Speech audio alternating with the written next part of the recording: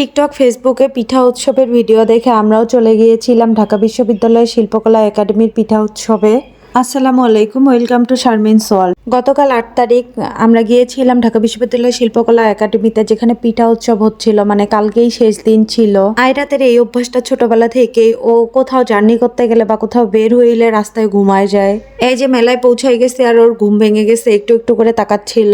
আমরা মেলায় ঢুকে প্রথমে পাহাড়ি অঞ্চলের বিখ্যাত খাবার মুন্ডি পিঠা খুঁজে বের করতেছিলাম যে কোথায় আছে।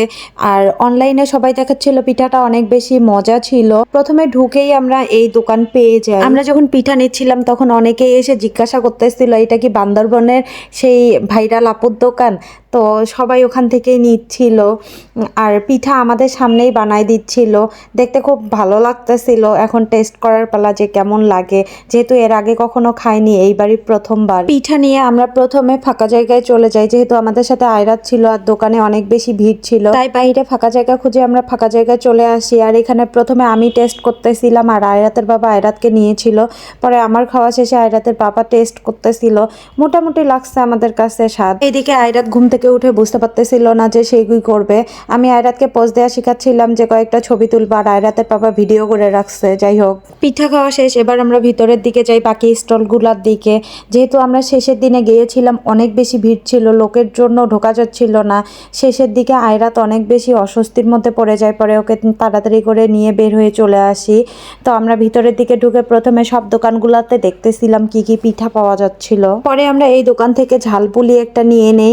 আর পিঠাটার স্বাদ মোটামুটি ভালোই ছিল। দেখেন কি অবস্থা, লোকের জন্য হাঁটা যাচ্ছিল না, তার উপর বাচ্চা ছিল কোলে। একটু সামনে যেতে এই দোকান থেকে ডাকতেছিল 30 টাকা করে সব পিঠা।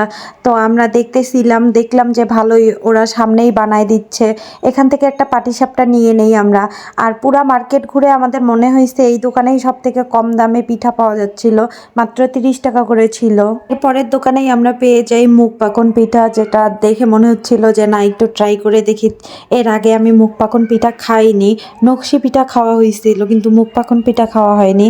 তো আমরা নিয়ে টেস্ট করে দেখলাম, ভালো ছিল। আমরা পার্সেলেও নিয়ে নেই এই পিঠা। একটু সামনে যেতে এই কুড়িগ্রাম পিঠাঘর দেখতে পাই। কেন জানি নিজ এলাকার নাম দেখলে একটা আলাদা রকম টান ফিল হয়। আমরা ওই দোকানে যাই। সব দোকান ঘুরে একটু একটু করে আমরা ভিতরের দিকে আগাচ্ছিলাম। তো সামনে যেতেই আমরা একটা সন্দেশের দোকান দেখতে পাই। সেখান থেকে আমরা একটা সন্দেশ নিয়ে নেই। আর মিষ্টি তো আয়রা তো খাচ্ছিল ভালো আমাদের সাথে। এর দোকান থেকে আমরা মুগ পাকন পিঠা নিতে ভুলে যাই, তাই এই দোকান থেকে মুগ পাকন পিঠা আমরা পার্সেলেও নিয়েছিলাম। এই যে আমরা একদম ভিতরে স্টেজের কাছাকাছি চলে আসি। আর এখানে একটু ফাঁকা ছিল, আয়রাতকে নিয়ে কিছুক্ষণ দাঁড়াইছিলাম। এরপর আমরা এই দোকান থেকে, জানি না ওই পিঠার নাম কি, এটা হচ্ছে ভিতরে চিকেন দেওয়া ছিল আর উপরটায় হচ্ছে ময়দা বা কিছু একটা দিয়ে ক্রিস্পি করা ছিল। তো ভালো লাগছিল আমার কাছে, চিকেন বল টাইপের লাগছিল।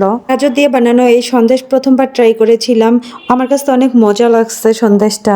অনেকদিন হয় মোমো খাওয়া হয় না। সামনে একটা মোমোর দোকান দেখে সেখান থেকে আমরা মোমো নিয়ে নেই। ঘোরাঘুরি শেষে একদম শেষের দিকে আমরা পেয়ে যাই এই দোসার দোকান। সেখান থেকে প্রথমে আমি খেয়ে নেই, যেহেতু আয়রাত ছিল, আয়রাতের পাপা আয়রাতকে নিয়েছিল আর আমি খেয়ে নিচ্ছিলাম। পরে আমি আয়রাতকে নিয়েছিলাম আর আয়রাতের পাপা এই সুযোগে খেয়ে নিছিল। আমাদের ঘোরাঘুরি শেষ। বাইরে এসে ঝিলিমিলি বেলুন দেখে আয়রাত কোনোভাবেই এই বেলুন ছাড়া যেতে চাচ্ছিল না। পরে কি আর করার, ওর পাপা ওকে বেলুন কিনে এনে দেয়। আর পুরা রাস্তা ও বেলুনটা কাউকে ধরতে দেয়নি, নিজে নিজেই ধরে নিয়ে আসছে।